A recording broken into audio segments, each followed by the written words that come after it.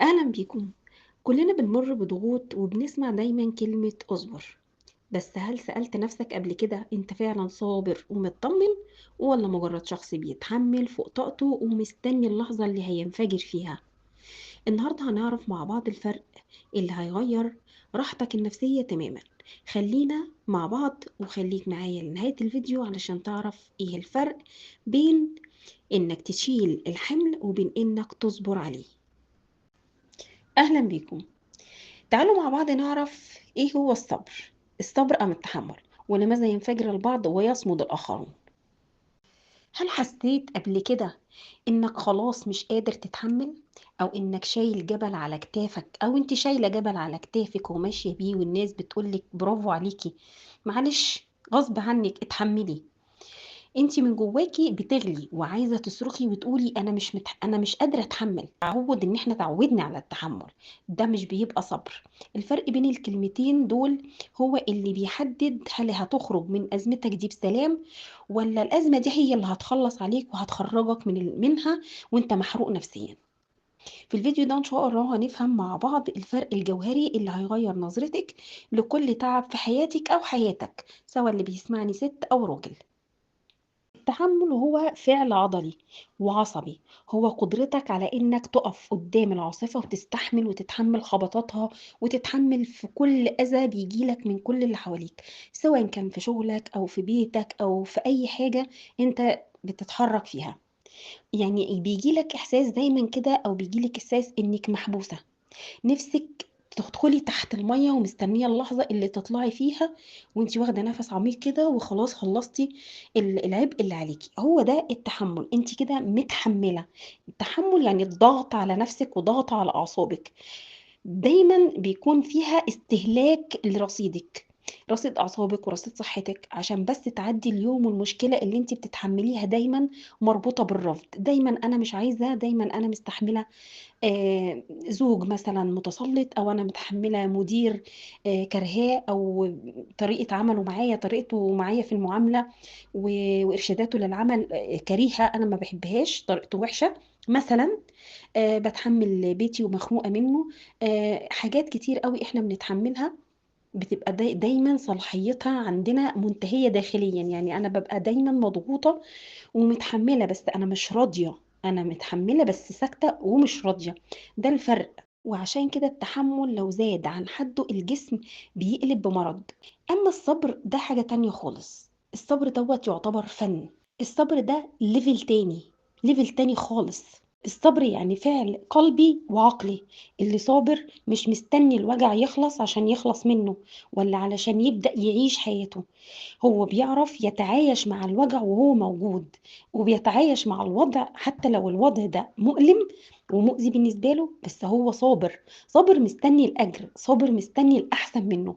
زي مثلا واحد صابر على شغل هو مش مرتاح فيه، شغل مش عاجبه، شغل مرهق، شغل متعب، لحد ما ادور على حاجة افضل منه، فكده انا صابر.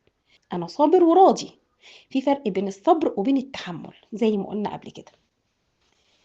كمان الصبر بيدي طاقة مش بياخدها منك، الصبر بيخليكي أو بيخليك هادي في عز الزحمة وفي عز الضيقة وفي عز الخنقة. حتى لو كانت ضيقة مالية، حتى لو كان ضيقة نفسية، لو كان ضيق في مكان انت عايش فيه ومش قادر تغيره، انت صابر علشان انت راضي باللي معاك وباللي مقسوم ليك، مبتسم في عز الضيقة وعز الأزمة اللي انت فيها.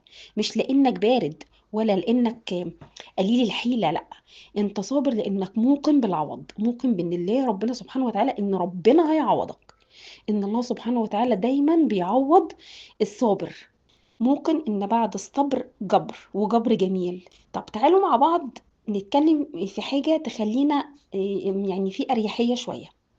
ازاي ننتقل نفسيا من خانة التحمل المستنزف لخانة الصبر المريح؟ يعني انا بدل ما افضل متحمل وضاغط نفسي عصبيا ونفسيا وجسمانيا وكل حاجة، لخانة تانية خالص اللي هي خانة الصبر. هقولك حاجة بسيطة جدا تعمليها من جوايا كده، من قرارة نفسي، كأني بكلم نفسي، هقول بطلي خناق مع الواقع. هقبل المرحلة دي عشان المرحلة دي صعبة، وهحاول ان انا ابدا اول خطوه للسلام. هدور على اي حاجة تريحني، اللي يريحني مع الازمة اللي انا عايش فيها. انا صابر عليها، بس انا هدور على الحاجة اللي تريحني بديل ليها. هعلم نفسي وافهمها واعرفها ان الوجع ده بيعلمني. وبيعلمني ايه؟ لازم اعرفه، لازم افهمه. هل ده بيعلمني القوة ولا الاستقلال؟ الوجع ده والصبر دوت على فكرة بيعلمنا الحكمة. والحكمة من كل حاجة بنمر بيها فيها صبر، بيكون ليها عوض وحكمة من عند الله. لما التعب أو الصبر على التعب بيبقى ليه معنى، بيبقى أسهل بكتير. أفضل من إنك تفضل تجلد ذاتك وإن أنت متحمل متحمل متحمل. في فرق. نحاول نفصل ذاتنا ما بين الظروف وما بين المشكلة، ما بين ذاتي انا، شخصي انا، وما بين الظروف اللي انا عايشه فيها، ما بين المشكله وما بين الديون، بين الفشل وبين الظروف. كل حاجه في حياتنا من الاشياء دي كلها بتعدي. مش انت بس اللي هتعدي بيها، لا، في ناس كتير بتعدي بيها، والمراحل بتعدي. وكل حاجه بتيجي في وقتها صعبه وبتنتهي بمشاهد كويسه في حياتنا. الفرق بين التحمل والصبر: التحمل بيخليك صامد، يعني ضاغط على نفسك. اما الصبر بيخليك حكيم، بيخليك بتفكر اخلص من الحال اللي انا فيه ده ازاي. تحاول او تحاولي ما تكتفيش بانك تكوني قوية وبستحمل، لا، احنا نحاول نكون هاديين وبنصبر، لان الصبر جميل. صدقوني في فرق كبير جدا بين انك تشيل الحمل وبين انك تكون صابر عليه. الاول بياكل من عمرك واعصابك، اما التاني بيبني روحك وبيديك سلام داخلي.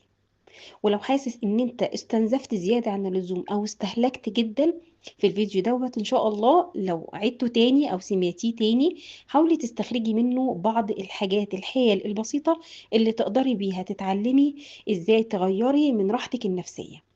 وصدقيني لو انت جربتي او انت جربت ان انت تعرف الفرق وتتعلم الفرق بين التحمل وبين الصبر، فده هيديلك طاقة افضل وهتكون حياتك افضل بكتير. نحاول مع بعض نتعلم نعرف احنا صابرين ومطمنين، ولا مجرد احنا اشخاص بتتحمل فوق طاقتها ومستنية اللحظة اللي يخلص منها في الحاجة اللي هي تعبادي. لو انتوا وصلتوا معايا لنهاية الفيديو، حابة بجد اني اسألكم سؤال وتردوا عليا فيه في التعليقات.